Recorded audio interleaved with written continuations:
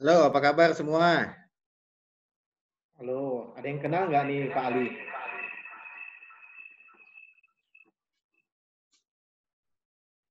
Ini masih saya unmute semua. Saya mute Pak semua.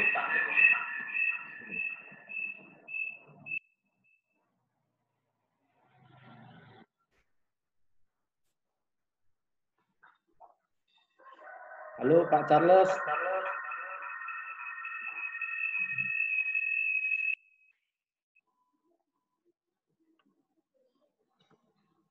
Apa kabar Pak Charles? Baik, baik. Baik ya. Ya. Baik.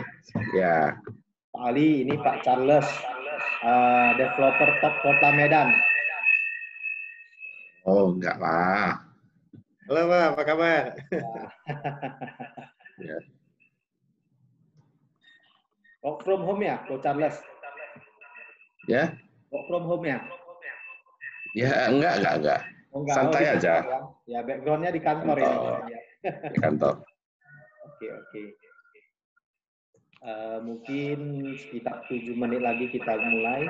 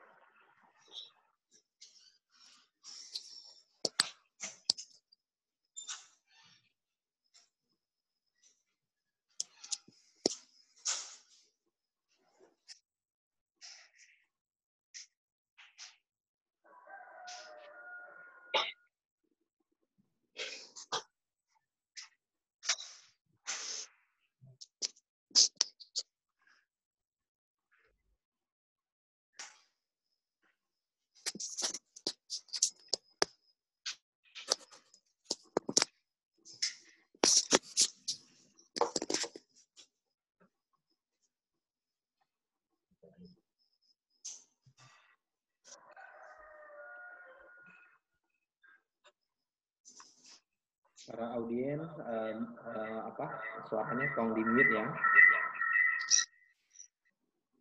Suara Pak Edi feedback kali Pak. Pakai mic Pak ya? Oh iya, nggak boleh ya? Satu dimatiin kali. Oke.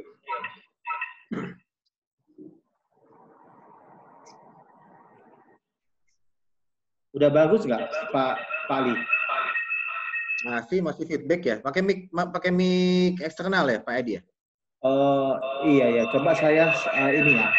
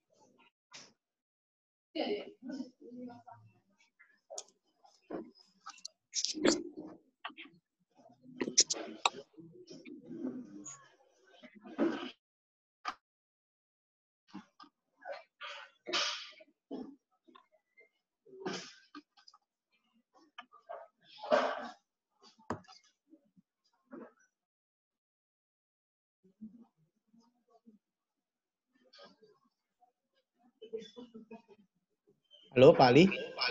Ya. Suara saya gimana sekarang, Pak? Masih feedback ya? Nggak usah pakai mic ini kali.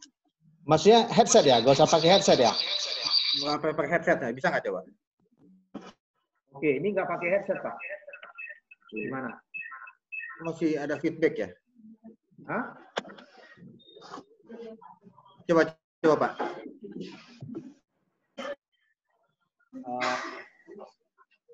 Gimana, Pak Ali? Enggak sih, kayaknya udah enggak sih.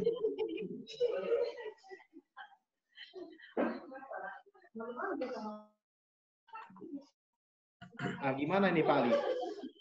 Udah oke, Pak. Udah oke ya? Oh, Itu aja. Kayaknya saya buka HP.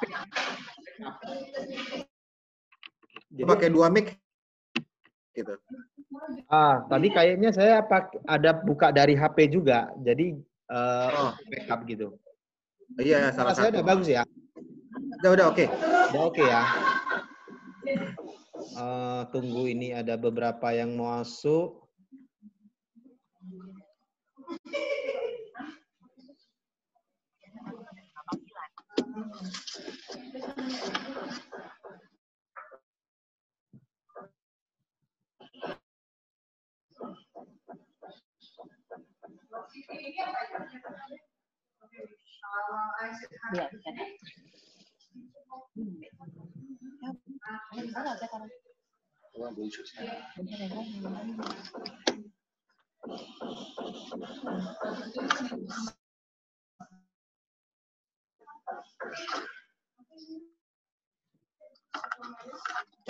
Pak Ali, kita mulai ya, Pak Ali ya.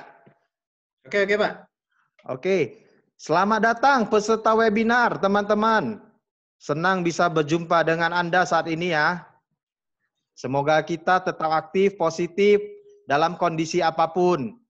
Ya, hari ini kita mempunyai topik yang sangat bagus sekali, yaitu menghitung peluang properti pasca COVID-19.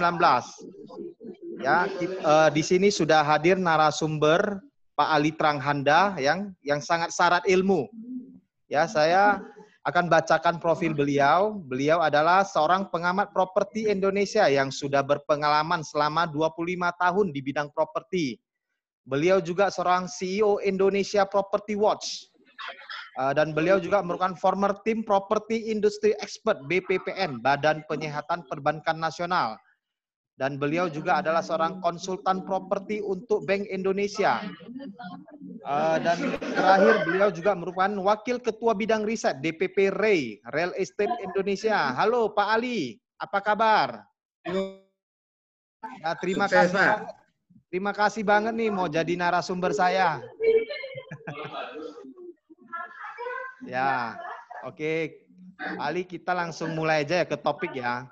Nah, Pak Ali, COVID ini kan sudah melanda dunia ya, Pak, hampir 5 tahun, tak terkecuali di Indonesia. Nah, Pak Ali ini bisa jelaskan sedikit, Pak, bagaimana kondisi properti saat ini, Pak, di Indonesia dengan adanya COVID ini? Ya, ini masih ada yang suara ya, atau? Masih ada suara ya, coba saya mute ya. Tunggu.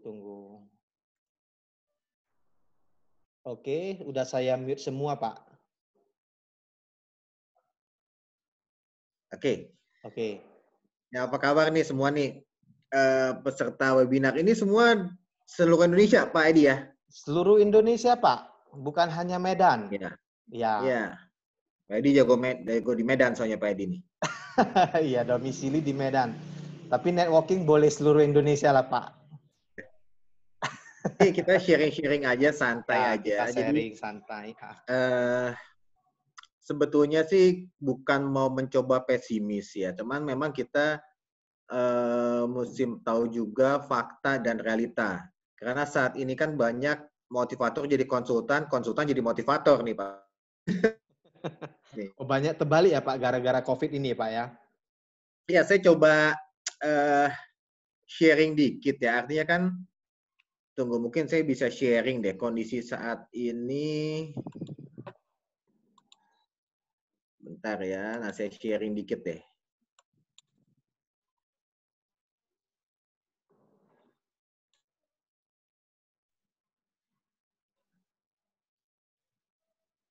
Nah, kata semua Pak ya. Kelihatan Pak.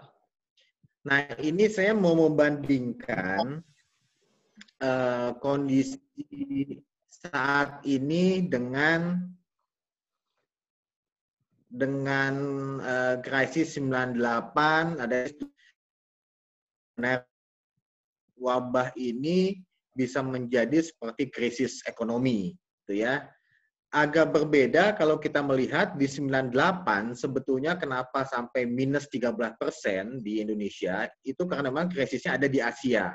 Ya, dan itu financial crash, Pak. Jadi financial institusi itu semua collapse. Segala macam semua financialnya collapse. Nah, kemudian kalau kita lihat yang terjadi di krisis 2008. Krisis 2008 itu epicentrumnya bukan di Asia, epicentrumnya ada di Amerika. Betul ya Pak ya? Ya, itu betul. ada subprime mortgage di sana. Nah, financial kesehatan mungkin saya ambil dengan SARS, Pak. SARS itu di 2003. Ya. Di 2003 itu Cina itu butuh waktu 8 sampai 12 bulan untuk pulih. Nah, dulu ketika SARS 2003 itu dampaknya berat Indonesia karena Cina waktu itu peringkat ke-6 Pak Edi. Oh, masih ya? Peringkat ke-6 ya? Masih ke-6. Betul. Belum jadi jadi naganya dunia ya? Belum jadi naga ekonomi dunia ya? Nah, itu Pak. Itu intinya. Ini yang kita bisa banyak diskusi. Nah, pasar wisatawannya paling impornya paling besar. Jadi ketika naganya batuk, semua batuk nih Pak. Itu yang jadi masalah sebetulnya. Ini kita khawatirkan semua. Jadi bukan semata-mata ini krisis kesehatan, tapi ini ada dampaknya ke ekonomi karena China itu peringkat kedua, dia menyumbang 39% perdagangan dunia, ekonomi dunia. Nah, 39% di tahun 2003 Pak Ali maksudnya. Yang di tahun ini yang kedua itu 39%, Pak. Ya. Soalnya sinyal saya di sini timbul muncul. Luar biasa. Oke. Oh, mungkin sinyal saya, tapi nggak apa, kita lanjut aja ya. Ya, lanjut aja, Pak. Nah, yang kita khawatirkan, Pak, yang terjadi satu nih. Ya, ini masih awal.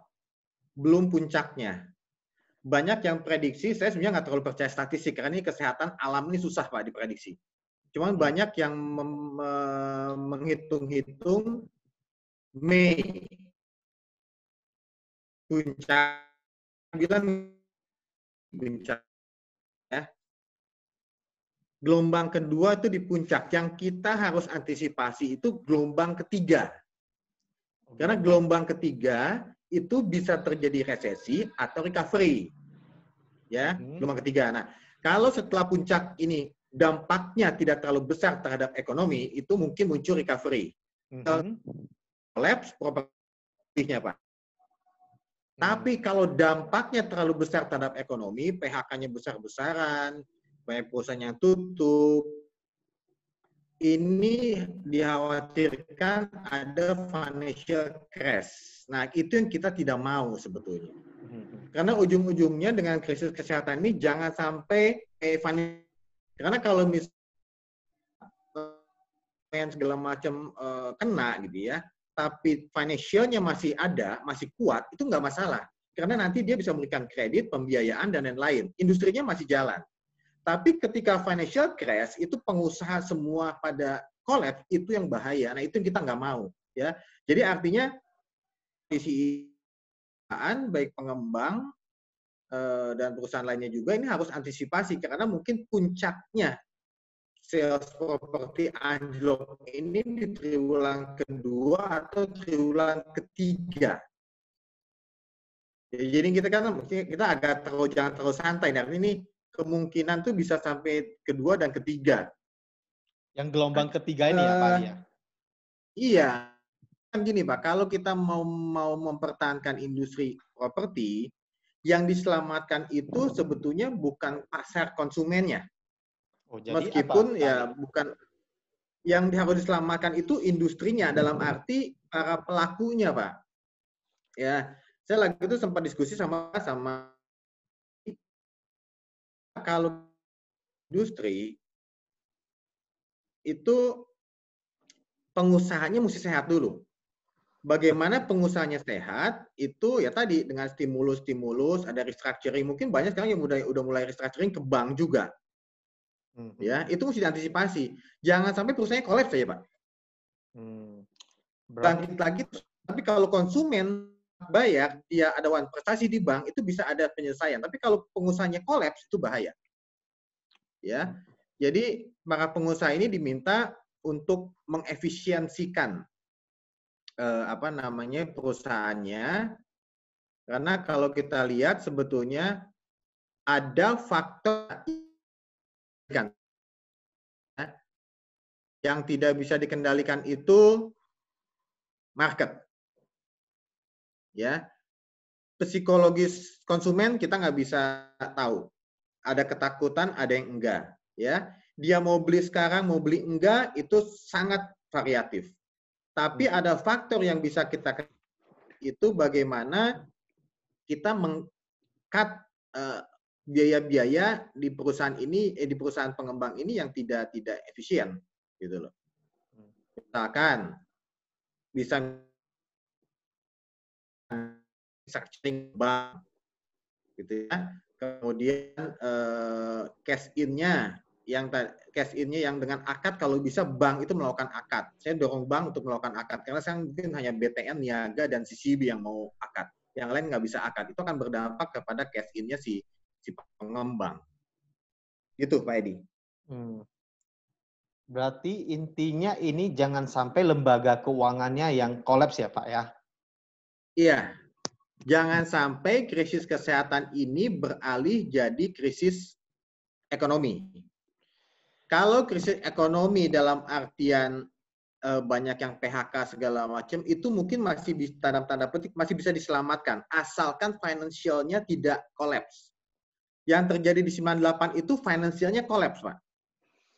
Berarti beda ya Pak ya, 98 itu finansialnya kolaps gitu ya? Ini Beda, sih beda. karena... Jadi, Oke, lanjut Pak Ali. Ya, kalau sekarang ini kan mungkin bisa ke sana gitu kan, mungkin, tapi kita nggak ke sana karena sebetulnya fundamental kita kuat beda dengan 98, banking kita itu rapuh gitu. Di kita ini kuat. Nah, bagaimana kita mempertahankan segini ya? Soalnya ini semua nggak ada yang untung kok Pak. Bank nggak ada untung juga ya. Pengembang juga pasti agak rugi juga. Semua cari mitigasi resiko yang membuat nih sama-sama win. Meskipun dalam semua rugi pasti. Ya. Nah, tapi ini mesti dibicarakan dengan bank gitu.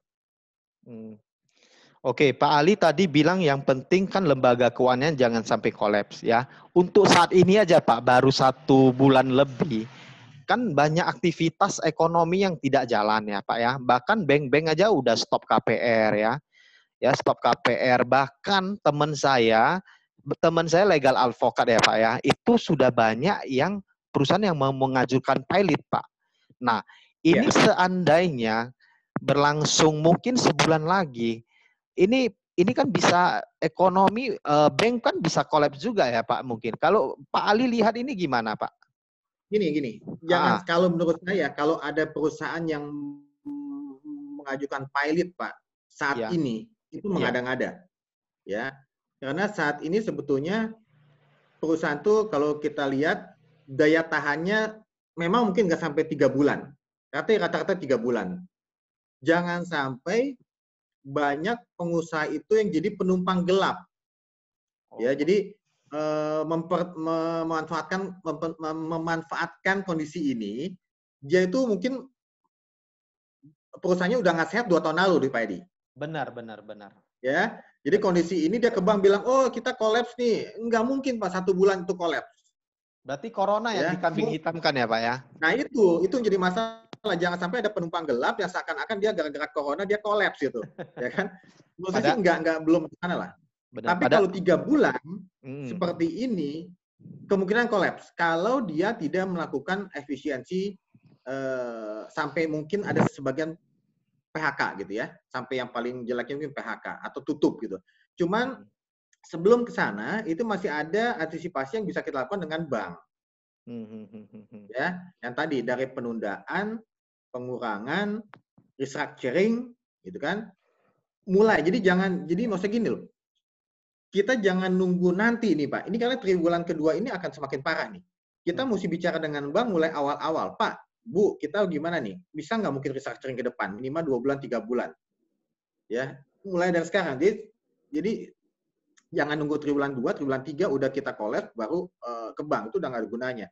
Tapi mulai sekarang ke bank, dan menurut saya itu tadi bank pun akan melihat Pak, ya kan? Dia akan menilai atau mitigasi resiko.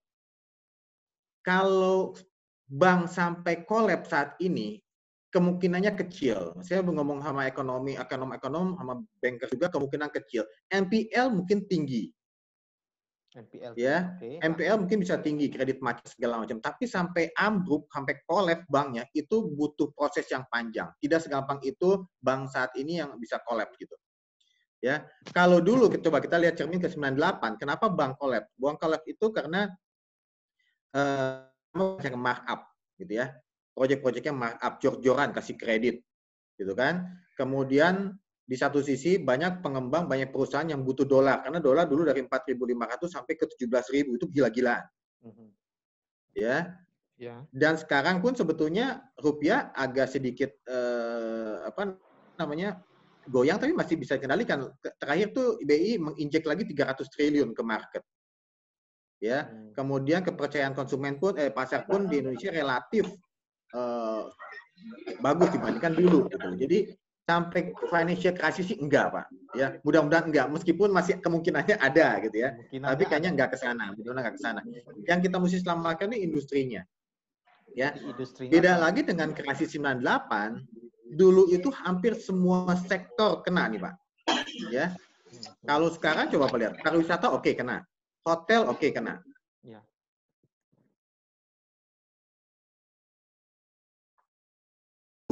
Kenapa sampai semua nggak ada? Karena tadi financialnya hancur Pak. Ya, nggak ada lagi sektor yang jalan. Saat ini sebetulnya dengan wabah COVID-19 ini, industri alat-alat kesehatan naik Pak. Makanan naik. IT naik. Ya, jadi banyak e-commerce naik. Jadi tidak semua segmen itu akan kolaps gitu. Itu yang mungkin jadi bisa penopang ekonomi ke depan. Asalkan kembali lagi financial tidak terjadi financial crash di Indonesia.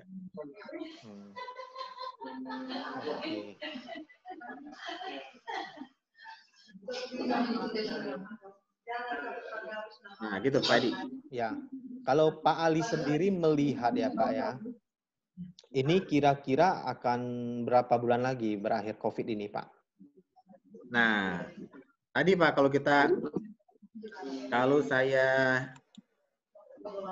share yang tadi, nah ini Pak. Di triwulan ketiga ya Pak ya?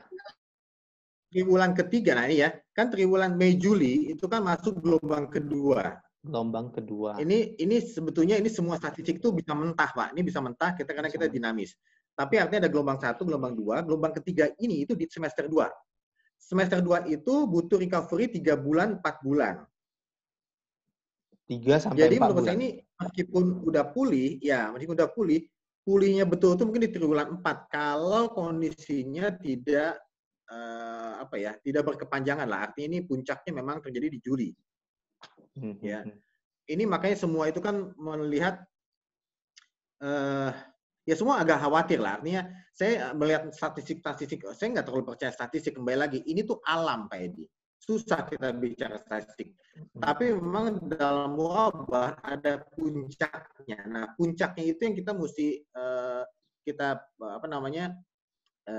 perkirakan lah gitu ya. Kalau semester 1 ini kita properti diam lah semua. Semester 2 mudah-mudahan di akhir tahun. Nah, di akhir tahun semestinya sih ya mudah-mudahan lah Pak, kita nggak tahu ya tanpa mendahului yang di atas Pak ya. Mudah-mudahan pulih lah. Karena ini kan memang agak mengkhawatirkan. Jadi saya bilang tuh kita jangan terlalu pesimis juga, tapi kita ada fakta-fakta yang memang kita mesti lihat bagaimana kita cara antisipasi ke depan gitu. Oke. Kalau Pak Ali lihat sendiri ya, developer khususnya di Jabodetabek itu gimana Pak? Apakah proyeknya berhenti atau tidak Pak? Gara-gara COVID ini. Nah, oke. Ini sebetulnya berhenti sih enggak, Pak.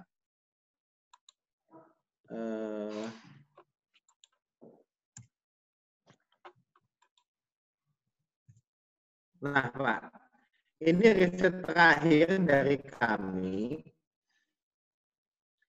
Ini di Banten. Di Banten, di Bodetabek kami belum selesai karena ada masalah work from home. Ya, work from home ini sebenarnya Banten Bodetabek, tapi Bodetabek belum selesai karena masalah work from home ini pembatasan agak susah cari datanya. Tapi Banten ini bisa dijadikan benchmark dan mungkin ini sama terjadi di wilayah-wilayah lain. Kalau kita lihat sebenarnya nilai penjualan saat ini triwulan 1 itu anjlok nih Pak. Ini cukup mengkhawatirkan sebetulnya. Di 49,5% Q2Q. Oh, Q1 anjlok ya, ya, jadi Pak, ya? Anjlok dari triwulan sebelumnya 49,5%. Ya, ini memang kalau kita lihat, nah Pak, yang terjadi penurunan paling tinggi itu di segmen 300 juta ke bawah. Yang notabene itu sebetulnya end user. Ini yang kita sayangkan karena memang mau tidak mau end user ini kena dampaknya karena tadi dia khawatir nggak punya penghasilan, khawatir PHK, khawatir ekonomi, ya kan? Itu membuat jatuh 62,4%. Yang menengah 300 sampai 1 miliar relatif jatuh juga, ya, tapi nggak terlalu tinggi. Di atas 1 miliar, nah ini Pak, yang notabene investor ini jatuh juga 45,2%. Tinggi nggak? Mungkin tinggi. Tapi mereka ada daya beli, Pak Edi. Ada daya beli ya? Ya. Nah, berarti ini yang 300 suka, juta ini kan sebetulnya, kenapa? Berarti ini yang suka cari yang barang murah ya, Pak ya? Iya. Investor maunya murah-murah kan, Pak ya.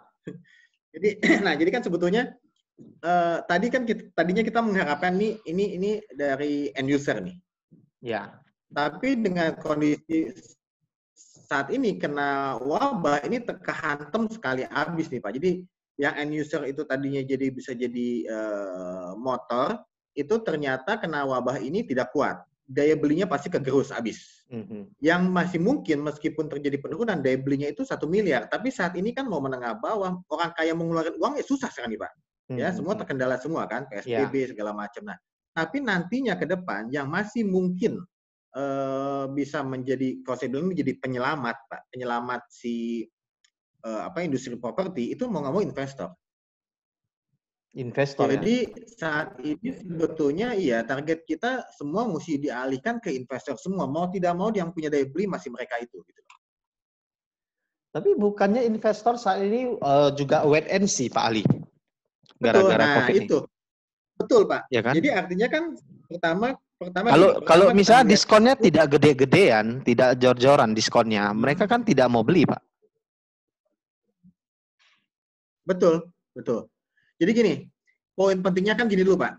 Saat Iya. ini kalau kita target kita end user atau investor, gitu ya. Iya. End user sebetulnya masih mungkin, tapi dengan wabah ini menjadi tanda tanya nih, apa dia masih bisa beli rumah?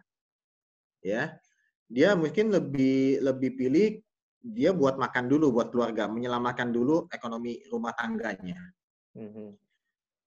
Tapi kalau kita bicara kemudian ke investor sekarang wait and see, betul Pak, wait and see. Tapi sejatuh-jatuhnya daya belinya itu masih ada daya beli untuk beli properti, meskipun pilihannya banyak, bisa emas, bisa apa, oke lah, ya. Artinya tidak hanya properti, tapi si investor ini masih punya daya beli. Nah, bagaimana si pengembang ini kemudian mengiming-imingi, gitu ya? Karena gini. Ini manusiawi, kalau ada barang kemudian diiming-iming harga murah, pasti akan mempengaruhi pengambilan keputusan si investor. Masalah mau beli sekarang atau enggak, itu kan masing-masing pengembang diuji strateginya, gitu kan? Oke. Tapi kalau kita bicara, Pak, ini nggak ada yang beli juga investor, ya mungkin, tapi targetnya bukan suruh si investor beli saat ini, gitu loh Pak Edi, ya. Jadi bukan jangan kita bilang, oh Pak, kita harus investor, kok nggak ada yang beli. Momen ini sebetulnya karena investor lagi wait and see, momen untuk tetap eksis di market, untuk mempertahankan, untuk maintain market share, termasuk agent-agent. Agent harus maintain si konsumennya, karena nanti ketika saatnya telah selesai, semua wabah ini telah selesai, kondisi udah pulih, mereka akan mengingat, ya, dan mungkin bisa ke transaksi gitu. Jadi bukan tujuannya bukan ke omset nih Pak saat ini Pak, lebih ke branding, ke maintain, ke network, ya. Saya ambil contoh, ini ada 2 pengembang di Jakarta, Astraland. Ya. Astraland itu dia buangan apartemen, ya, dia jual apartemen waktu masa wabah COVID ini sebulan yang lalu, nggak salah, belum sebulan yang lalu lah, 2 minggu mungkin 3 minggu ya. Mereka jual tuh di 1,5 sampai 3 M-an. Dalam sekali NUP online pakai Zoom, dia bisa ngambil 250 M. Wow, luar biasa. Itu siapa ya? Pak? Nah kan siapa kan? Tanda tanya kan? Nah, kemudian ada satu lagi Alam Sutra. Alam Sutra 2 minggu yang lalu baru launching LV Promenade, rukonya Pak. Dia ada proyek apartemen tapi rukonya dijual. Harganya berapa Pak? 34 unit, sisa 3 unit. Harganya 5 M-an. Wow. Dari 35 unit menjadi 5 unit. Itulah kenapa butuh, ya pokoknya sisa 3 atau 4 unit lagi. Artinya kan gini, pengembang-pengembang itu sebetulnya udah punya loyal customer, dia udah maintain si customernya, udah maintain si marketnya. Ketika ada seperti ini pun digoyang dikit tuh mau masuk Pak. Bahaya ketika, bukan bahaya, artinya berbeda dengan si broker atau si pengembang ini yang saat ini baru menggali networking. Jadi ini sebenarnya kan recordnya dari dulu nih Pak. Ini dia udah dari dulu mupuk konsumen gitu kan. Jadi sekarang ini memang dengan kondisi kayak gini dia akan masuk, dia lebih percaya yang dia udah percaya gitu. Tapi kalau bukan terlambat, tapi kondisi saat ini memang semua broker pun, pengembang pun mencari network lah. Ya, mencari network, jadi pada saatnya ketika pulih, mungkin dia akan beli gitu loh. Jadi jangan diharapkan dengan kondisi saat ini, Pak, kita tahu ini kok nggak laku, memang nggak mungkin gitu loh. Tapi kemungkinan kecil, tapi nanti setelah itu, kita setelah maintain, kita punya community base, yang itu bisa jadi market kita ke depan gitu loh. Berarti pasar ini masih ada ya Pak ya? Jadi bukan pasar seperti, masih ada, Pak. Berarti bukan seperti yang dikatakan banyak orang, properti lesu terpuruk gini-gini, bukan ya Pak ya? Berarti pasar ya tetap ada ya? Dan investor ini memilih-milih. Betul. Jadi gini ya, kalau kita lihat memang nggak salah juga mereka, Pak, ini properti anjlok. Iya, secara general tuh anjlok Pak semua Pak. Ya, pengembang yang besar-besar pun mungkin agak kesulitan. Tapi kalau kita bicara potensi marketnya, potensi daya belinya, mereka itu ada uang sebetulnya. kalau kita bicara menengah atas, mau kita gerus ekonominya, dia pusing dengan perusahaan, tetap dia punya daya beli. Ya. Tapi mungkin tidak properti, dia beli ke emas, ya kan, beli saham, kan cash is the king nih Pak. Jadi siang yang punya cash saat ini udah mau apain aja jadi gampang. raja ya. Jadi raja Pak, betul. Itu, nah kita mesti tahu nih, cash ini dipegang sama siapa. Mau nggak mau ini kita bisa bicara ini investor Pak yang megang Pak. Nggak mungkin end user. Nah, si investor ini yang tadi, sekarang Pak saya nggak mau properti dulu, ya nggak apa-apa gitu. Dia mungkin beli emas dulu, beli saham dulu, karena saham ini jeblok semua Pak, ya kan. Kemudian nanti pas saatnya mungkin nanti pasti ujung-ujungnya Pak, semua pasti beli properti. Ya, coba deh Bapak lihat, orang kaya mana nggak ada punya properti? Pasti semua beli properti. Benar. Yang segmented, yang buat dia bangga, jadi kan kalau investor itu bukan buat first home buyer kan, dia bukan buat dia tinggal. Selain dia second home, mungkin ketiga, keempat, kelima, dia punya kebanggaan kalau dia punya properti mewah. Itu pasti ke sana, Pak. Itu manusiawi gitu. Dan apalagi itu pasti ada. Apalagi propertinya banyak ya, Pak ya. Ya itu kan dia bangga kan. Tapi itu memang itu resiko ada. Tapi memang kondisi saat ini tidak bisa kita memaksakan jadi enggak. Tapi saya bilang tuh kita makanya digital marketing, kita branding, kita maintain si consumernya, say hello gitu kan. Karena gini ya, saya dan saya lagi tuh dengan Pak Hermawan Kertajaya kalau nggak salah kan. Ya. Dia bilang tuh yang paling penting sama masyarakat saat ini tuh empati, Pak, empati. Empati. Betul, saya bilang. Empatinya karena seperti gini, apa, Pak? Nah, kayak gini. Jadi kan memang saya ini beberapa hari ini, beberapa bulan ini tiap hari gitu, ada yang ngajuin mobil gitu, Pak ya. Pak, ini beli mobil gini. Nah, dia kan langsung ke harga, Pak mau beli mobil nggak? Dia kan nggak tahu nih kita lagi pusing, lagi apa kan. Itu nggak ada empati gitu, Pak. Jadi jangan kayak misalkan di properti, Pak ini ada apartemen bagus 3M. Ya maksudnya tuh jangan langsung ke hard sale gitu loh. Ya, makanya kita butuh maintain si konsumen, kita telepon, say hello, tanya kesehatannya lah gitu kan, tanya. Jadi jangan langsung, Pak ini ada apartemen bagus. Dia nggak tahu si investor lagi pusing juga kan. Jadi tapi bukan itu tujuannya. Tujuannya itu untuk maintain konsumen dulu gitu loh. Ya, bagaimana si broker ini bertahan di saat seperti ini, ya mau tidak mau dengan maintain network tidak bisa dipaksakan Pak kondisi saat ini. Ya. Jadi ada banyak yang closing agent yang saya tanya, Pak ini kenapa Bapak bisa closing hebat? Ternyata itu pun dari hasil maintain networknya konsumennya berapa bulan lalu gitu. Ya, jadi bukan new prospect sebetulnya. Ya, itulah betul itu yang kekuatannya network di situ Pak. Jadi basis community base-nya mesti kuat kita gitu. Sama saya, Pak Edi kan ini kan untuk maintain juga nih. Kita maintain network ya. Jadi nanti kalau kapan-kapan tuh bisa ingat semua nih kan. Nah, ada Pak Charles juga, saya malah kenalan Pak Charles, ada Winnie juga dari Semarang ya. Nah, itu kan jadi ini yang butuh network ini. Ada bagusnya juga dengan kondisi saat ini kan semua ngumpul, network properti itu semakin kuat ya, info properti semakin semakin bagus lah gitu loh, bisa di sharing gitu. Oke. Kalau Pak Ali tadi yang share dari awal sampai saat ini kan itu yang ngeri-ngerinya ya Pak ya. Kalau Pak Ali lihat dia namanya ada ancaman pasti ada peluang ya. Kalau Pak Ali lihat peluang saat ini itu seperti apa Pak? Ini Pak, kalau saya bilang properti itu pasti ada peluangnya. Cuma masalahnya kita mau menahan diri dulu atau enggak gitu ya. Ada waktunya kita nyerang juga, ada waktunya kita tidur juga, waktu kita makan juga, ada waktu istirahat juga. Nah, saat ini mungkin kita ada sedikit, ini peluang tetap ada. Yang tadi saya bilang kan ada Astraland, Alam Sutra, dia jualan 250M, itu kan kita terkaget-kaget. Itu peluang kan Pak? Betul. Ya. Apalagi jadi yang potensi 5M itu ya. ada. Iya, betul. Yang LV Alam Sutra ya, itu luar biasa Pak. Ya, dari 35 jadi 4 unit dalam waktu sebulan 2 bulan ya. Nah itu. Jadi artinya peluang itu ada, cuman kan memang kita tidak bisa memaksakan kehendak kita. Ini dalam masa ini agak sedikit istirahat lah. Dekat istirahat, pengembang pun berpikir keras nih strateginya seperti apa, ataukah diskon gede-gedean. Beberapa pengembang udah diskon 100 juta, diskon 200 juta ada Pak itu Pak. ya.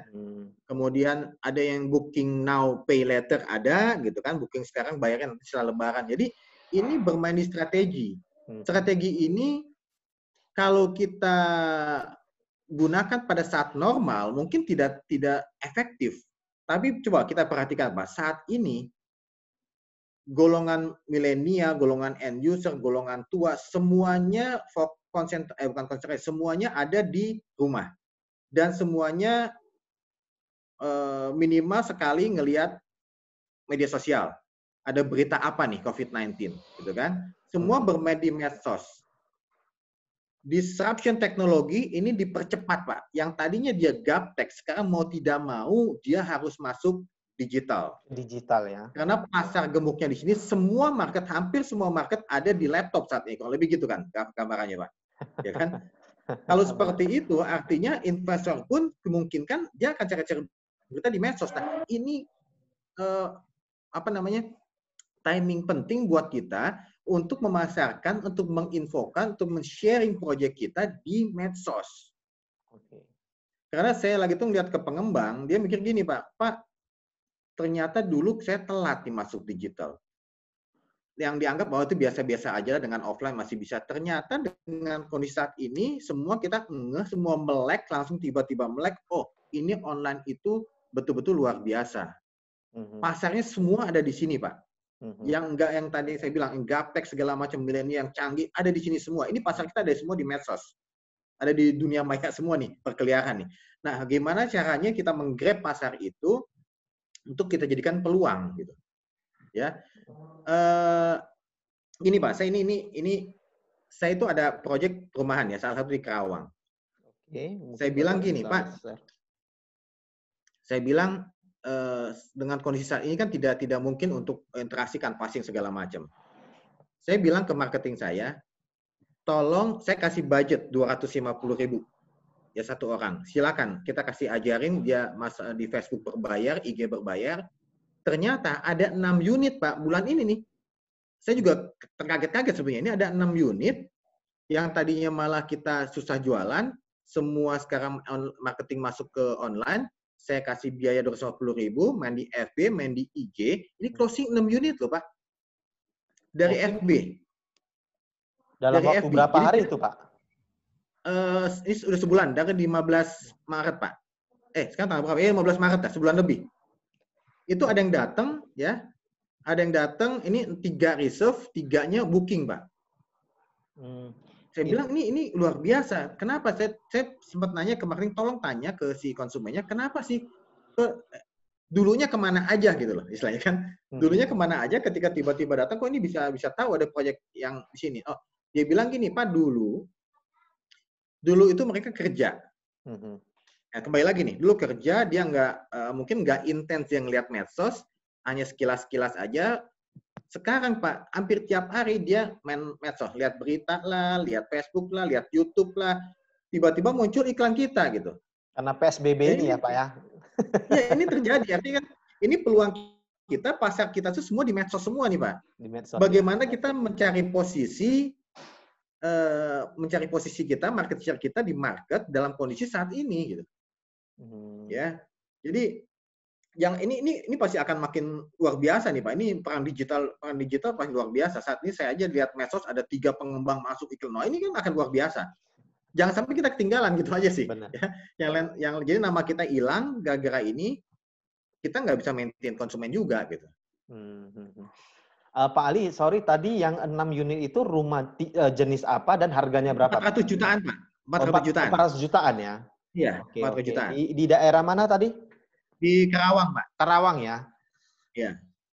Oke. Kerawang di sana saya tahu Agung Podomoro ya, Pak ya, yang kuat ya?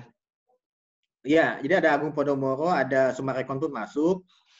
Kalau saya itu hanya klaster kecil sebetulnya, Pak. Hanya 206 unit. Cuman kita pasarin 400 jutaan. Saya memang agak penjualan jatuh semua. Bahkan ada pengembang-pengembang kecil yang nggak jualan. Tapi saya nggak percaya market nggak ada. Karena tadi kembali lagi, ini itu bukan financial crisis. Ini bukan daya beli yang hancur, Pak. Ya, karena ini krisis kesehatan, mungkin terjadi resesi ekonomi. Tapi daya beli masih ada. Ya. saya coba dan satu lagi poinnya, semua market kita sekarang itu nggak ada di luar, Pak. Semua ada di medsos, ada di dunia maya semua. Kita mau ngambil nggak marketnya itu gitu loh.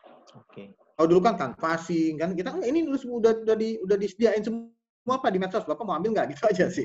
Oke. Nah, Pak Ali sebagai seorang pengamat properti kan juga sebagai pakar pemasar properti, ya.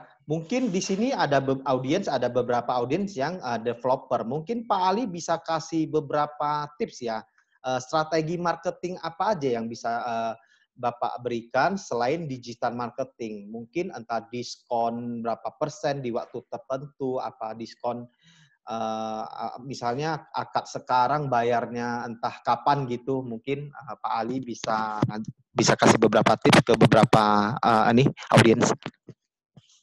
Kalau gini, mungkin saya dari pengembang dulu, Pak. Kalau pengembang Ya. itu saat ini memang mereka harus promo, tujuannya bukan sales, tapi promo untuk mempengaruhi pengambilan keputusan. Mudah-mudahan dia akan closing. Tapi artinya ada bentuk gimmick-gimmick yang tadi ya, yang bisa membuat konsumen itu tertarik. Mungkin dari diskon harga. Kemudian mungkin atau cara bayarnya. Setelah nanti wabah reda baru bayar gitu kan, diperpanjang itu udah biasa, tapi itu mesti betul-betul dipromosikan. Dari sisi broker tadi Pak, dari sisi broker itu kita mau tidak mau saat ini menggali pasar kita lagi yang dulu ya, karena mungkin kita lupa telah maintain network kita yang lama, kita butuh butuh satu silaturahmi lah antara konsumen itu dan melakukan strategi branding. Jadi branding ini tidak hanya dilakukan oleh si pengembang, branding pun harus dilakukan oleh broker. Pada saatnya nanti ketika mau beli rumah, yang diingat itu kita, ya, yang intens komunikasi kita. Ya, brandingnya kan nggak perlu jualan, Pak. Ya, tadi saya bilang ada konsumen kesel juga kadang-kadang ngomong sama konsumen tiba-tiba saya mau jualan, itu nggak akan bisa, nggak akan empatinya nggak ada saat ini, nggak dimungkinkan. Bagaimana ya tadi say hello jangan kayak dibuat-buat juga ya. Gimana lah, broker lebih canggih lah, ya kan? Say hello, kemudian kesehatan gimana segala macam. Nah, terus branding di media sosial. Nggak mahal kok, Pak. Kalau misalnya ada yang tahu strategi marketing itu nggak mahal kok. Ya, kita butuh 200.000, 500.000 sebulan untuk branding kita, iklan nggak mahal. Kalaupun itu dengan medsos kita, Facebook segala macam, tanpa berbayar pun bisa gitu. Tapi memang lebih efektif itu berbayar kan. Jangan lengah, jangan lengah kita Pak, gitu kan?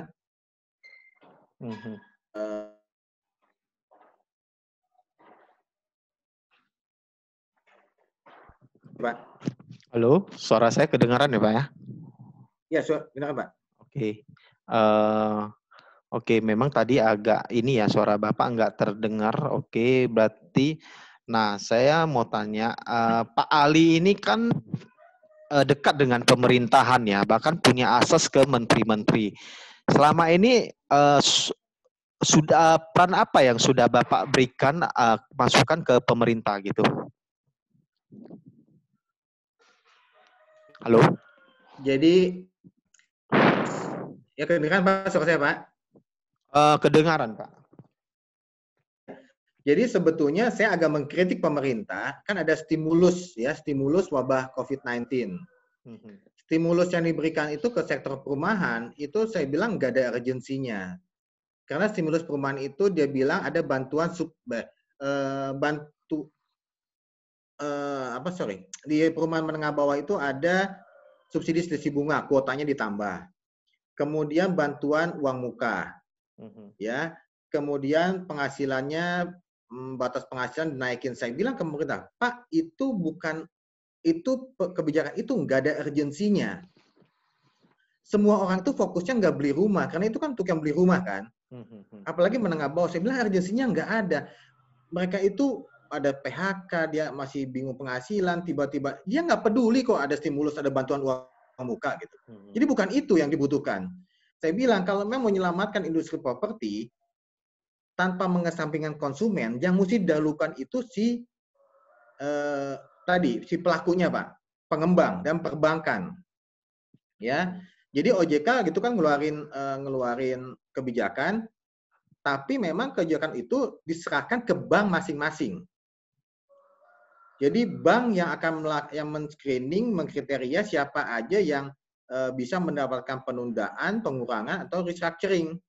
Jadi semua pengembang melakukan membuat surat permohonan ke bank. Nah, bagaimana si banknya itu sekarang diuji, bagaimana si banknya itu bisa membuat mitigasi risiko yang win-win gitu loh, Pak.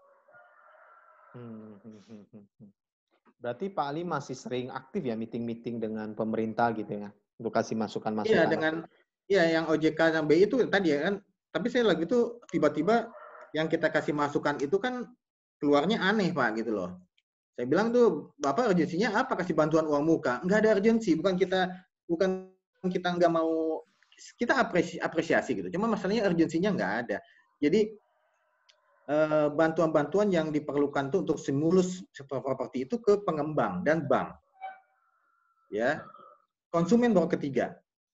Ya, jadi yang kita mesti selamatkan itu ya tadi si pengembangnya mesti cepat-cepat restructuring. Kalau enggak agak susah, Pak. Benar. Berarti intinya pelakunya dulu yang diselamatkan ya Pak ya. Betul, baru betul. Terakhir pasar konsumen ya Pak ya. Betul. Oke.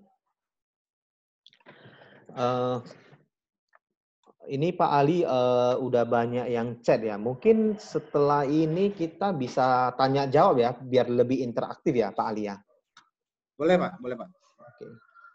Oke, saya buka suaranya semua ya.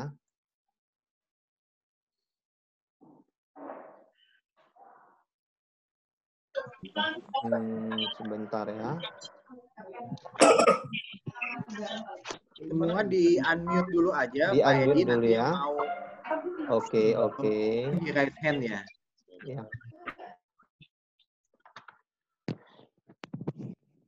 Audiens yang mau tanya boleh raise hand ya, atau ngechat di kolom bawah.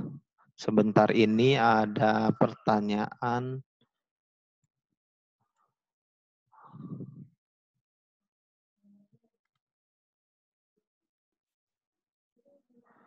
Dari Pak Muhammad Iksan. Selamat siang Pak Ali, menurut Bapak agar bisa survive selain efisiensi cost, apalagi ya yang paling efektif dilakukan khususnya developer? Mohon pencerahannya. Sebentar, saya buka dulu suara Pak Ali ya. Oke, sudah ya. Oke, Pak. Jadi saya langsung jawab aja ya. Ya. Kalau jelaskan dikit. Tadi yang kita bahas itu memang ada faktor yang tidak bisa dikendalikan, itu masalah psikologi, motifnya konsumen beli itu nggak susah Pak, kita ngaturnya untuk memaksa dia beli susah. Memang yang paling mungkin saat ini yang Pak Ihsan juga bilang tuh efisiensi cost gitu ya. Efisiensi cost itu tadi kalau saya usul Pak, kos-kos yang biaya misalkan tadi cetak, banner gitu ya, bill itu kalau saya tangguhkan dulu semua Pak. Kita masuk semua ke digital, mau tidak mau seperti itu ya. Maksudnya jangan ada yang cetak flyer baru lagi, billboard lagi, nggak usah dulu lah. Ya karena masuk digital itu lebih efektif dan lebih murah dibandingkan sana. Kemudian masing-masing efisiensi itu dari sana. Kemudian tadi kalau dimungkinkan Pak, semua dikejar akad. Karena bank saat ini yang PTN agak CCB mungkin akad. Semuanya bank, saya nggak tahu mungkin lain, hampir semua bank tidak bisa melakukan akad.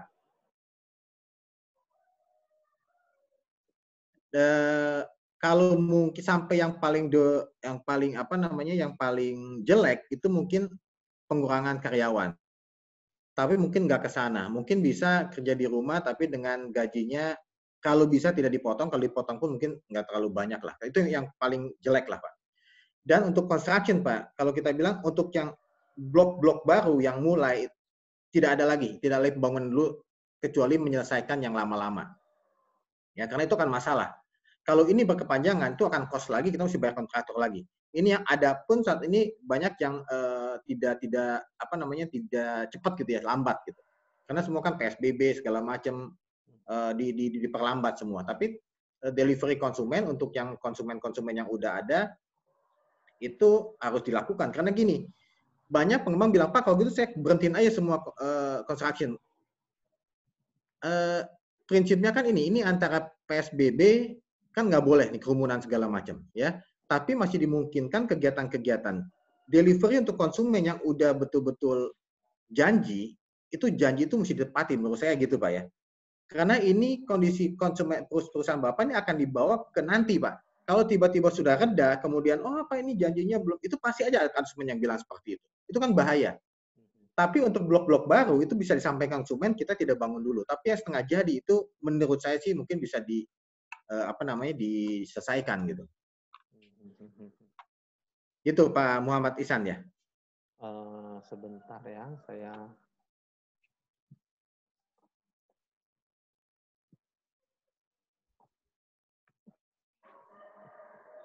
Pak Muhammad Ihsan, saya buka dulu ini suaranya. Tapi udah menghilang nih Pak Muhammad Ihsan. Menghilang ya? Oke, saya lanjut di pertanyaan berikutnya ya.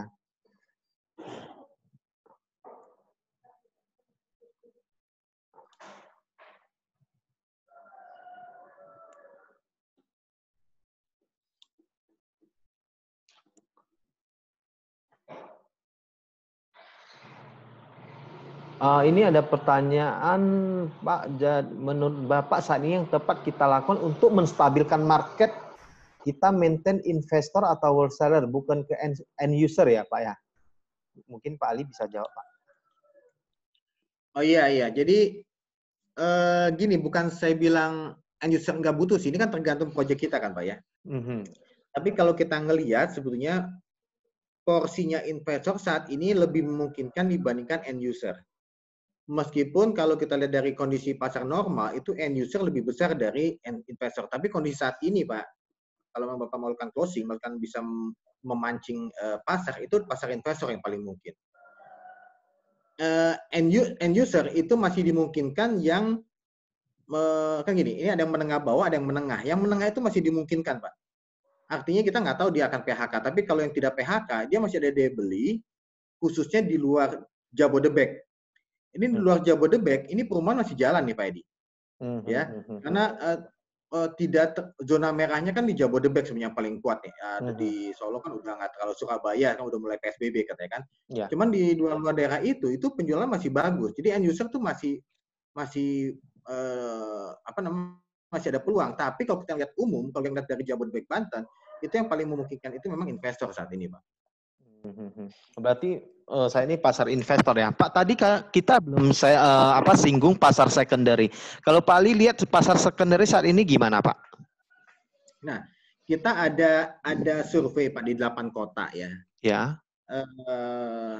Jadi triwulan ke-1 itu ada 4 kota yang terjadi penurunan cukup tinggi. Penurunan itu artinya gini kan, kita nilainya kan, saya mungkin kasih tahu dulu, metode penilaian kita itu kalau memang ada penundaan, kemudian sebulan dia nggak lakukan perubahan harga, dia secara nilai akan jatuh, Pak. Akan koreksi karena perhitungan penyusutan, gitu ya. Nah, ada wilayah yang paling dalam terdampak itu Bali. Rumah second ya, Pak. Bali, Jakarta, Bandung. Saya lupa lagi apa ya. Itu udah Jakarta, Bali, Jakarta, Bandung. Ada yang di luar timur Jakarta malah belum terkena dampaknya, Pak. Balikpapan masih naik, Makassar masih naik, Pak. Kok Medan gimana, Pak? Medan kita nggak ada surveinya, Pak. Wah, ini Pak Ali ini pilih kasih. Iya, kita minta kolaborasi sama Pak Edi nanti nih. Kalau estimasi, Pak? Kenapa? Kalau menurut Bapak, perkiraan Bapak Medan gimana? Kalau Medan selama itu belum ditetapkan zona merah dan segala macam masih aman-aman aja sebetulnya, Pak. Oke. Nah ini kan tergantung, kalau saya gini, saya ngeliat tuh ke konsumen tuh, kita selalu lihat dengan kuesioner, saya mau tahu nih, apa ya, perilaku marketnya saat ini dia merasa panik atau enggak gitu. Wilayah-wilayah yang nggak merasa panik, yang tidak merasa panik itu bahkan Palembang pun masih bagus, Pak. Ya, jadi Tapi jangan, kalau ini berkepanjangan, triwulan kedua mungkin koreksi semua. Saat ini koreksi paling dalam itu di Bali itu sampai 15%. Ya. Tapi dari kedepannya itu mungkin Bali malah nggak terlalu pengaruh karena wabahnya di sana ternyata nggak terlalu banyak. Yang paling jadi itu kan Jabodebek nih Pak. Ya, Jabodebek itu Jakarta itu sekarang tuh turun 12%. Itu average ya. Ada yang 20%, Pak. Average di 12%-an. Bali 15, sekarang si Jakarta itu 12%. Jadi secondary ini kan ada yang menunda transaksi, dia batal ya. Kemudian dibilang juga banyak yang banting harga, butuh uang. Kalau ini berkepanjangan, ini mungkin koreksi makin dalam, Pak. Ya, kalau sampai 20% lebih itu udah bahaya. Ya, itu artinya tuh udah yang nggak punya duit itu tambah banyak Pak gitu loh. Yang butuh uang. Nah, tapi di satu sisi itu peluang untuk investor untuk beli kan nih. Kembali lagi saya bilang makanya ini cash is the king Pak. Siapa yang punya uang dia akan menang. Ya mau nggak mau itu dunia gitu kan.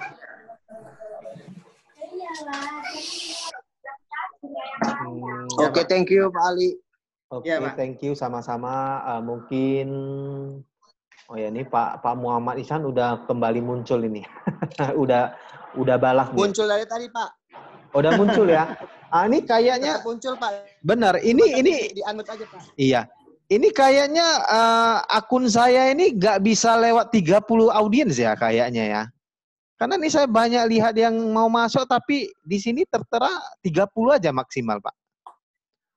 Masa, Pak? Iya. Coba nanti saya ini Pak, nanti saya setelah ini saya ikut. Nah, ini semua saya admit tapi cuma maksimal 30 aja. Harusnya sih lebih nih. Kalau di harusnya lebih. Oke, Nah, itu masuk tuh mulai masuk tuh. Iya udah. Kalau di Pak Ali, oke. Kita lanjut aja. Ini ya, ini ada pertanyaan dari Pak Gandung. Oke, Pak Gandung. Selamat siang Pak Ali. Kalau untuk kondisi saat ini harga properti terkoreksi berapa dalam dan perkiraan recovery di kapan? Mungkin bisa dijawab Pak Ali. Oh, iya. Nah, yang tadi Pak. Kalau secondary ini saatnya terjadi aja paling tinggi 15%. Kalau di pasar primer Pak, itu pengembang saat ini yang paling tinggi itu baru, ini pengembang itu kadang-kadang kan nggak mau rugi juga nih Pak. Dan kondisi saat ini dia masih diskonnya masih 10% kalau hitungan. Jadi belum terlalu masalah di primer. Koreksi bisa sampai tadi, kalau sampai 20% itu udah bahaya. Ya.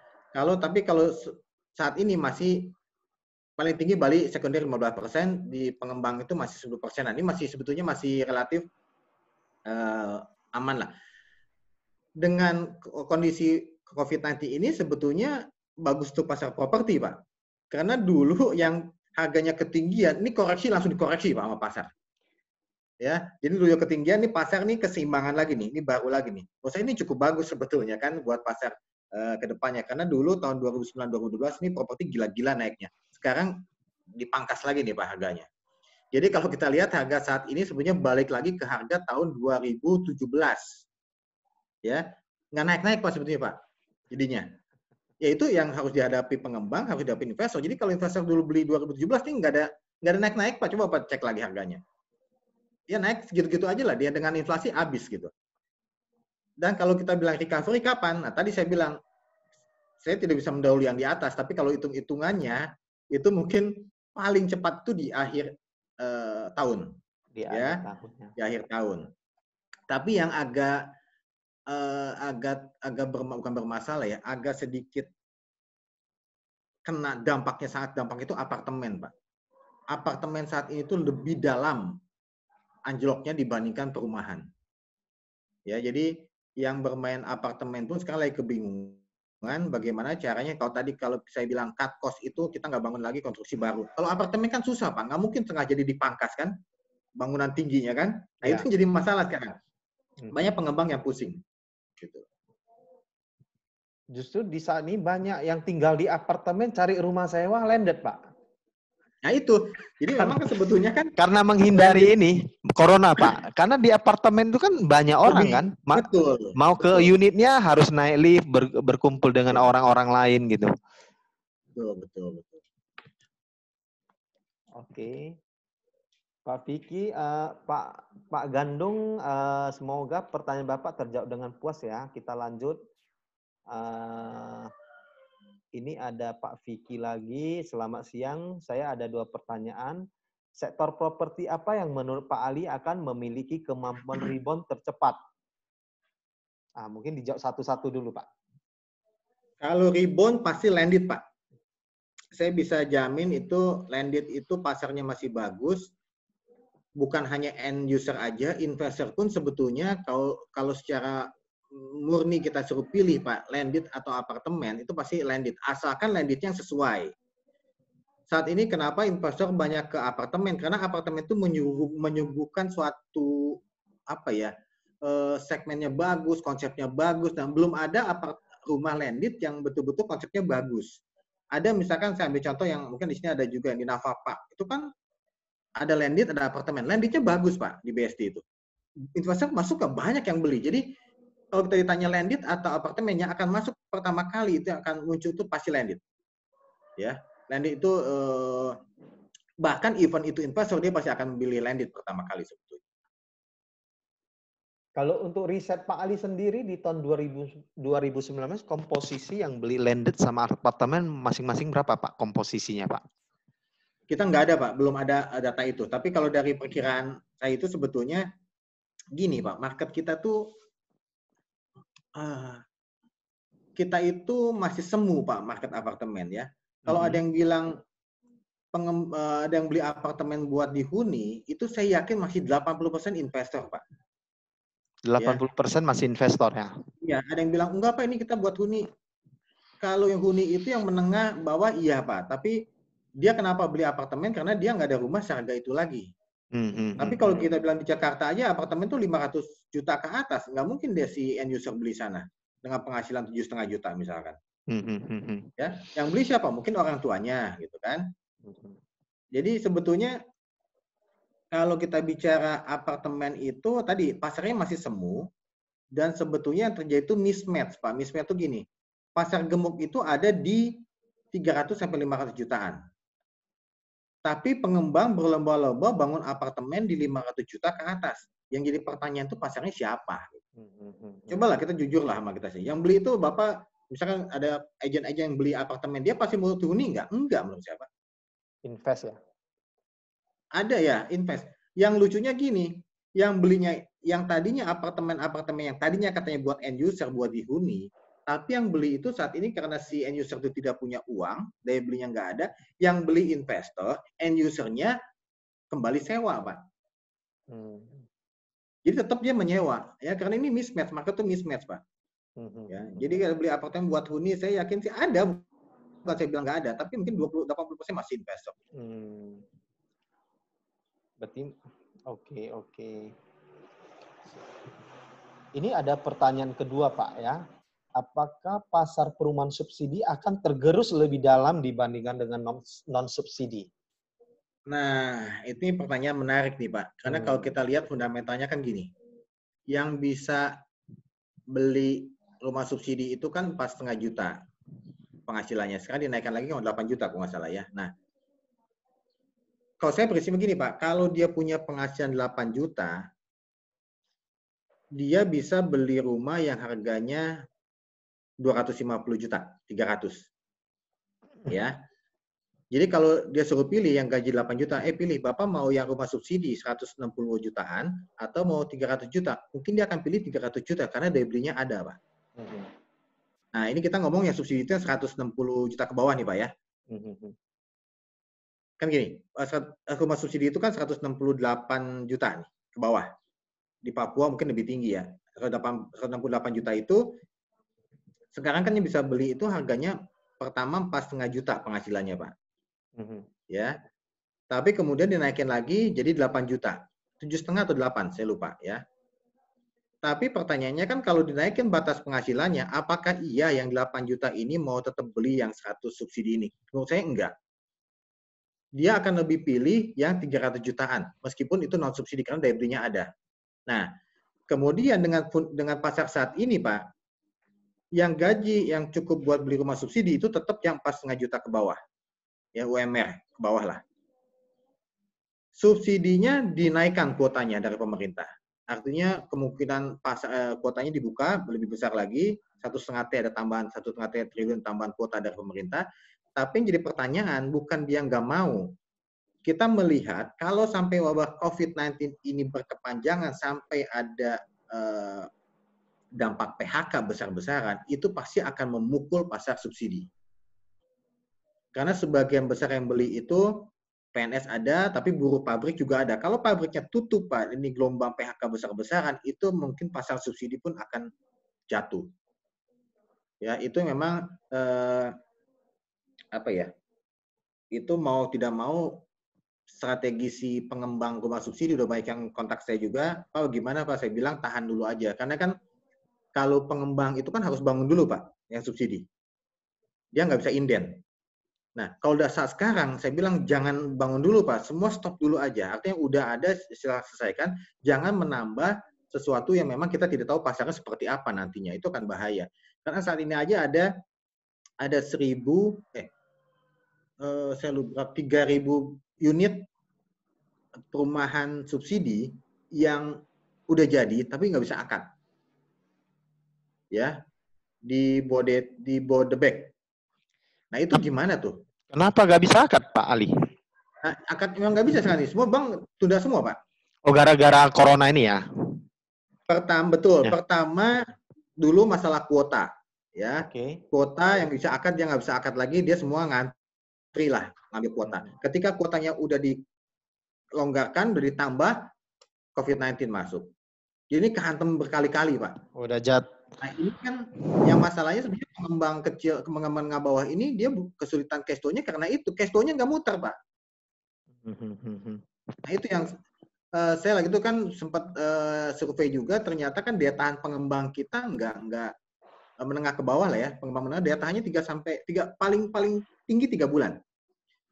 Semakin pengembang kecil segmennya mungkin nggak sampai 1 bulan, nggak mungkin sampai 3 bulan. 1 bulan pun kalau cash flow-nya nggak muter ini kolaps gitu. Ya kalau pengembang besar gimana? Pengembang besar tuh daya belinya, daya tahannya minimal masih 6 bulan bisa, Pak. Oh berarti. Jadi yang bahaya kan 3 bulan ini kan, 3 bulan pertama ini. Kalau pengembang tidak bisa antisipasi, tidak bisa mengefisienkan cost-nya, tidak bisa mendeliver, tidak bisa mencairkan si akadnya itu memang bahaya.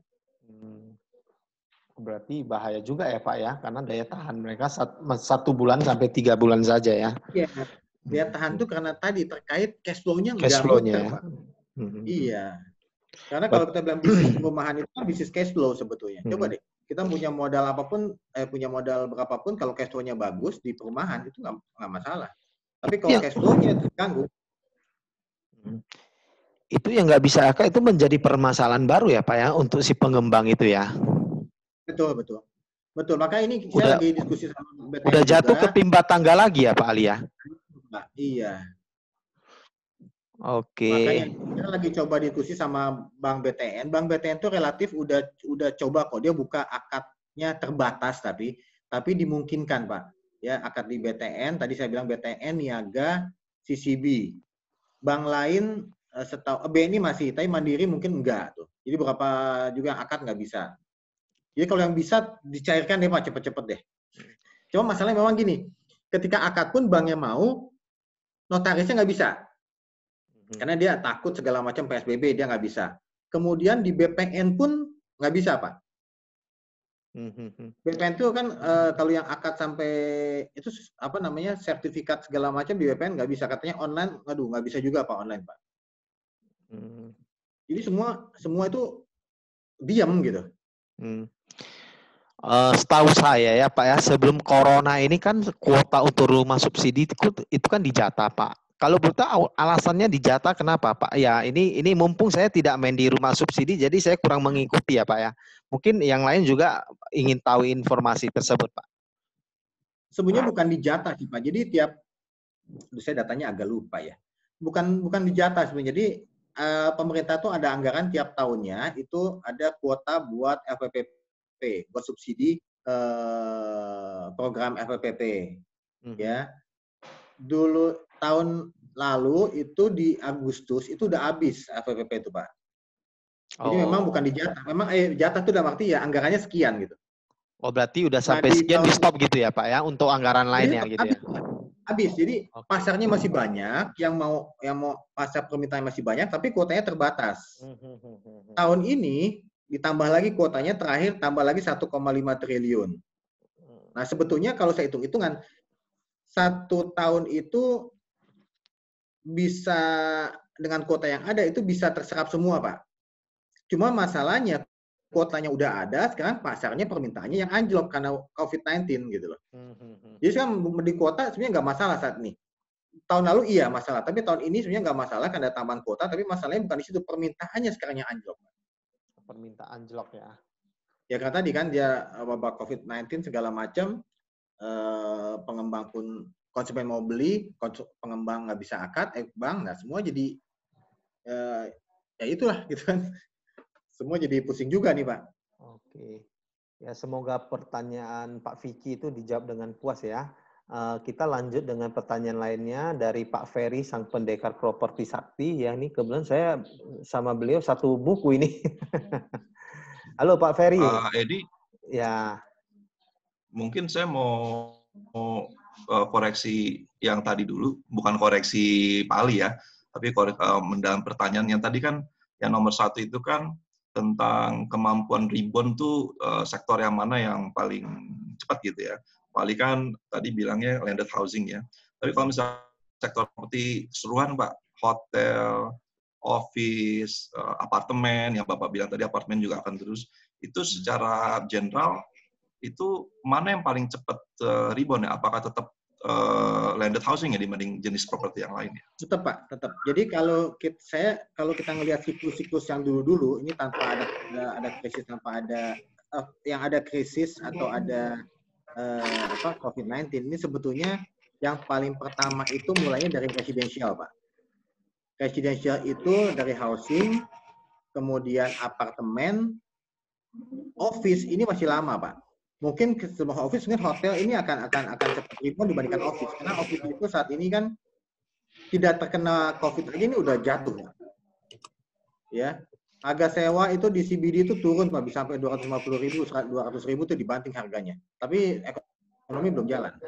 Ya, jadi tetap kalau kita bilang yang paling rebound cepat tetap landed Pak. Gitu ya Pak Vicky ya. Oke, Pak Ali. Terus yang kedua itu, Bapak bilang kan tadi, ini menarik sih yang Bapak bilang, yang penting tuh diselamatkan pelakunya dan penunjang pelakunya, which is finansialnya gitu ya. Nah kan OJK juga kemarin kan sudah mengeluarkan semacam relaksasi itu. Tapi nggak tahu ya, saya salah apa tidak ya baca peraturannya. Kan katanya yang bisa restrukturisasi itu kan yang 5M ke bawah gitu ya. Nah, apakah memang ada peraturan lanjutan untuk mendukung developer itu atau memang harus merujuk ke sana ya? Kalau merujuk ke sana kan berarti developer susah ya dibantuin ya kalau dengan relaksasi itu ya. Nah, itu Pak memang ini agak susahnya. Jadi sebetulnya gini, di OJK itu dibilang meskipun ada aturannya, tapi ini yang kita coba diskusikan juga sama OJK. Saya bilang di OJK itu dibilang diserahkan ke bank masing-masing Pak. Jadi semua kriteria itu diserahkan ke bank masing-masing dan itu di bawah 10M. Ya, di bawah 10M itu dimungkinkan melakukan restructuring, tapi memang kriterianya dari bank. Jadi lolos enggaknya itu dari bank dan itu udah mulai dilakukan di BTN yang saya tahu. Di BTN tuh hampir tiap hari ini membahas masalah restructuring Pak Vicky. Jadi memang kalau keuangan kita sebenarnya sehat itu jadi pertimbangan untuk dapat stimulus. Tapi kalau si bank melihat ini macetnya itu bukan gara-gara COVID-19, mungkin gara-gara 2 tahun lalu, 3 tahun lalu, karena mismanagement dan segala macam, itu mungkin agak susah memang. Ya, jadi memang yang bank melihat yang betul-betul terdampak COVID-19 yang akan diselamatkan lebih dulu lah, kalau lebih gitu loh Pak. Itu ya Pak Vicky ya. Terima kasih Pak Ali, terima kasih Pak Edi. Ya, sama-sama. Pak Ali, tadi OJK kan katanya menyerahkan ke bank masing-masing, berarti tidak ada aturan yang tegas begitu ya. Berarti intinya pengambil keputusan tetap di bank tersebut ya. Si debitur Ya, itu itu. tidak berkutik ya. Karena kan Misalnya sebagai- banknya bilang A ya, berarti debiturnya harus ikut A gitu kan. betul, karena kan Tidak yang bisa berkutik memang tadi itu debiturnya. kritik OJK pun membantahnya gini, kan dia bilang yang tahu kesehatan debitur itu kan si bank, gitu kan. Jadi memang agak susah, Pak. Kalau dibuat general itu memang agak susah. Tapi yang memang yang tidak sampai kredit macet yang lancar itu pasti didahulukan. Artinya kan dalam apa namanya, yang kreditnya masih lancar, dia kemudian kemungkinannya akan terdampak COVID-19 itu akan diselamatkan. Memang itu ada kriteria banknya, Pak. Jadi mitigasi dari resiko dari si bank yang akan buat. Soalnya tadi, Pak, ini kan susah nih ya. Kalau kita bilang mau semua pengembang diselamatkan juga susah tadi karena banyak penumpang gelap tadi, Pak Edi. Benar. Banyak penumpang gelap ya. Banyak. Jadi kan bilang, Pak, nih macet nih gara-gara COVID. Ternyata ya tadi 2 tahun, 1 tahun, 3 tahun, bahkan ada yang 3 tahun. Ini saya sama Ibu Yanti juga bilang, Pak, ini coba Pak Ali lihat katanya. Ini ada 3 tahun, dia nggak jualan, yang tersendat-sendat, nggak bangun, tiba-tiba mendadak ada COVID-19 baru sebulan dia ngajuin restructuring. Ini kan nggak masuk akal. Jadi memang itu yang dihindarkan dari bank, karena itu bahaya. Ketika nanti kita 3 bulan kita selesaikan restructuring, apakah mungkin 3 bulan bisa bayar? Mungkin enggak, Pak. Mungkin berlanjut 3 bulan, 6 bulan, setahun gitu kan, kita nggak tahu nih. Tapi kalau dengan manajemennya sehat, mungkin itu masih bisa diselamatkan gitu. Karena fundamentalnya bagus, Pak ya. Oke ya, Pak Vicky ya. Semoga pertanyaan Bapak terjawab dengan puas ya. Ini ada Pak Ferry, ada pertanyaan Pak Ali dengan kondisi saat ini bagaimana menjelaskan ke investor yang sudah beli lewat kita dengan bahasa yang positif dan objektif. Wah, ini jagonya Pak Ferry ini kalau gini. Iya. Tapi saya mau sharing dikit lah ya.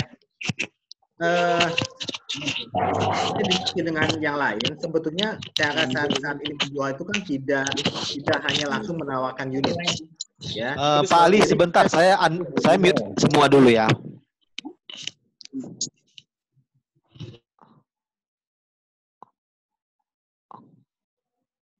Pak Ali mungkin bisa dibuka, Pak. Oke. Jadi ini menarik nih Pak Ferry, ini bisa diskusinya luar biasa nih dari Pak Ferry nih. Saya juga malah butuh masukan dari teman-teman juga. Tapi kalau menurut saya sebetulnya kan saat ini konsumen itu tidak mau dengar penawaran-penawaran yang ditawarin apartemen 3M gitu. Kalau yang terjadi closing itu yang tadi saya bilang itu yang terjadi closing dari Astra segala macam itu dimungkinkan karena ada networknya yang udah lama di-maintain. Jadi bukan mendadak, Pak. Gitu ya. Dan kalau kita bicara bahasa positifnya aja, kalau saya mikir gini, sekarang itu banyak webinar, banyak yang motivator yang ada ini lebih ke teknik detail ya. Quote-quote gitu, Pak. Yang memang misalkan tadi saya bilang, Pak, saat ini tuh sebetulnya pasar properti itu lagi koreksi nih. Koreksi artinya itu pasar lagi mencari keseimbangan, di mana harga-harga yang ada saat ini sebetulnya relatif lebih sehat dibandingkan yang lain. Dibandingkan dengan setahun lalu, 2 tahun lalu. Dalam kondisi sehat sebetulnya kan kembali lagi, ini kan cash is the king. Ya, Bapak nih pasti punya uang bagus, banyak nih. Bapak pilihannya mau di emas, mau di saham, mau di properti, itu kan pilihan Bapak. Tapi jangan selalu mengarahkan kita ke properti. Ya, jangan mengarahkan ke properti, tapi kita kayak berbincang-bincang, ada quote-quote motivasi yang berpikir positif, harganya sekarang lagi jatuh, nanti kalau wabah COVID udah selesai, ini harga akan naik. Kalau lebih kayak gitulah. Ya. Itu artinya, tapi saya prinsipnya jangan jualan langsung hard sale sekarang, Pak. Pasti, konsumen enak, Pak. Kayak gini lah kan tiap hari nih. Harga murah, 500 juta, mobil 1M kan, aduh, saya bilang nanti dulu lah, gitu. Karena, kenapa? Karena si yang WA saya itu, yang kontrak saya itu nggak ada hubungan nggak ada latar belakang hubungan kan Pak Edi, betul ya? Tiba-tiba gitu WA tuh. Jadi sekarang itu selain mencari new customer, tapi yang maintain si customer itu dengan sharing informasi mengenai properti, tapi bukan jualan. Berarti lakukan empati ya, yang seperti Pak Ali bilang tadi. Betul, itu kan empati. Tanya pasar kabar properti gitu naik. Ya.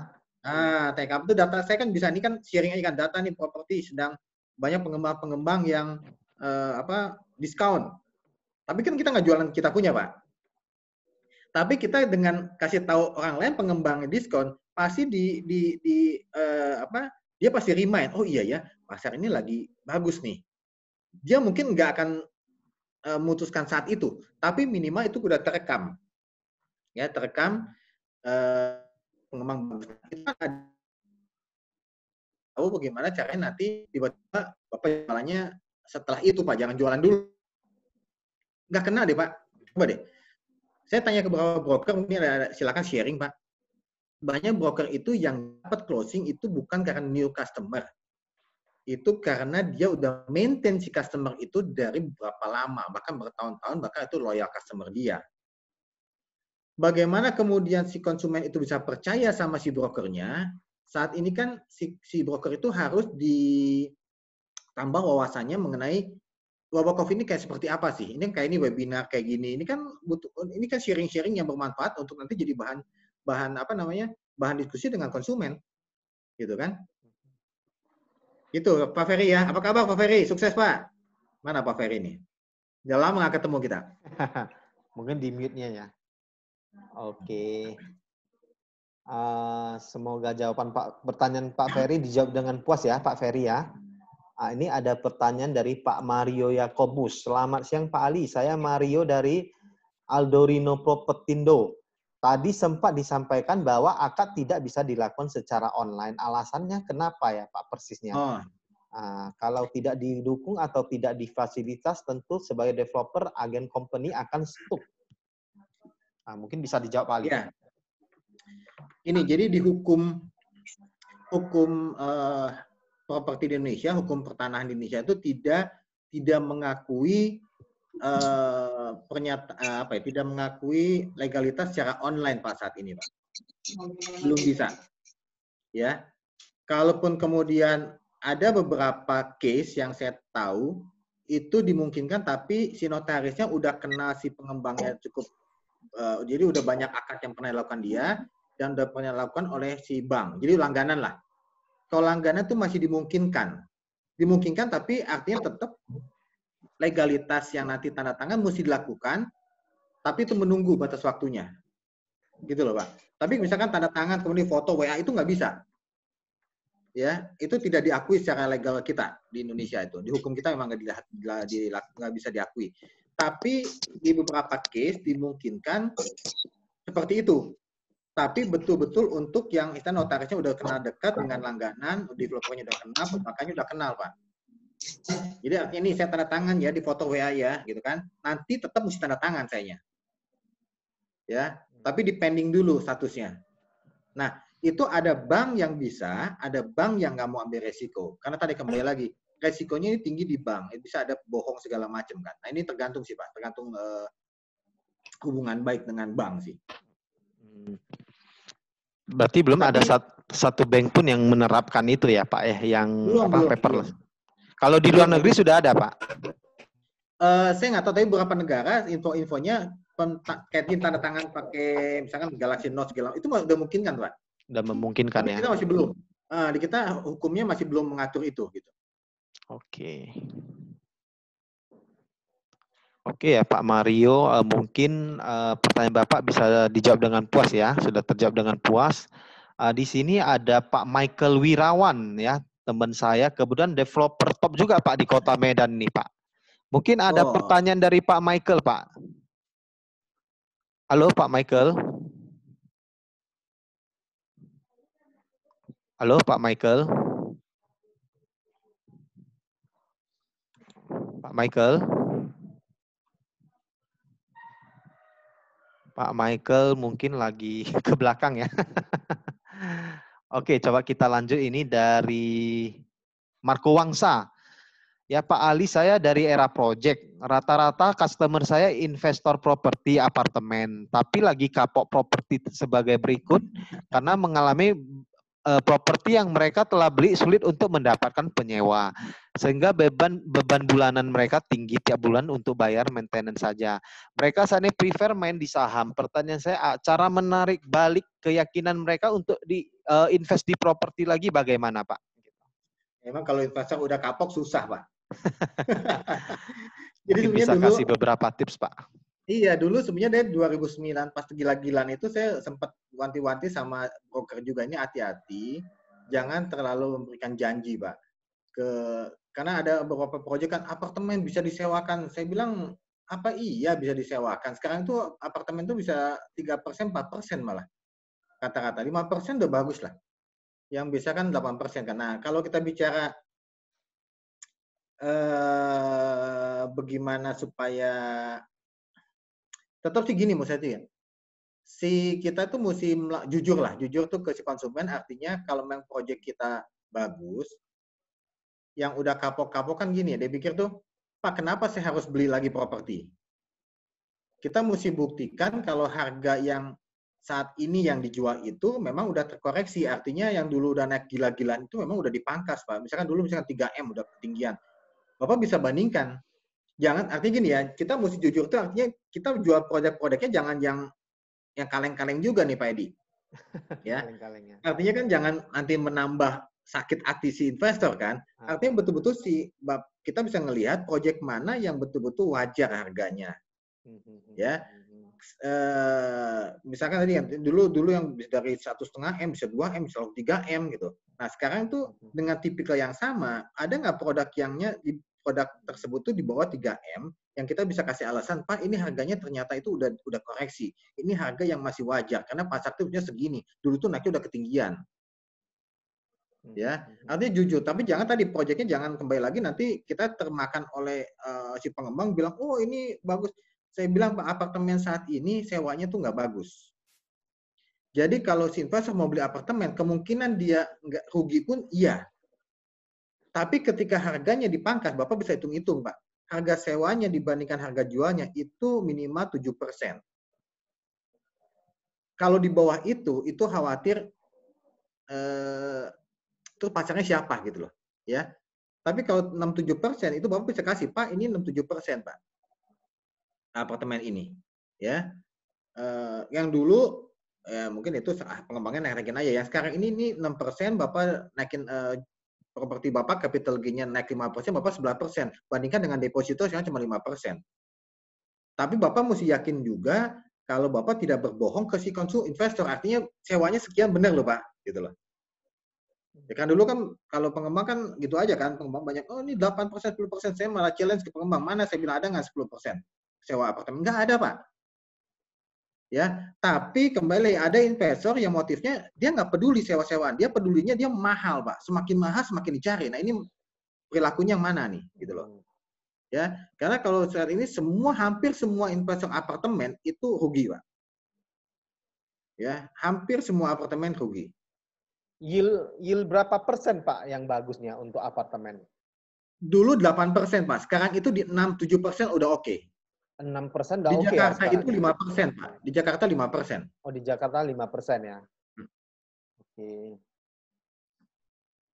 Oke Pak Ali, mungkin kita udah 1,5 jam ya Pak Ali ya. Ini kalau kita nggak stop pertanyaan mungkin ini nggak habis-habis ya Pak. Iya iya. Ya mungkin. Saya ini kebetulan ada Zoom meeting lagi sama ada Ima juga nih. Bukan Ama Pak, Ama ya. Ini Ima Pak. Ima. Iya ada juga nih. Ya. Mungkin kita akhiri saja ya Pak Ali ya. Jadi saya bisa kasih beberapa kesimpulan dari sharing Pak Ali. Mungkin yang pertama untuk saat ini justru industrinya yang harus diselamatkan ya, bukan pasar konsumennya. Jadi pelaku-pelaku propertinya yang harus diselamatkan.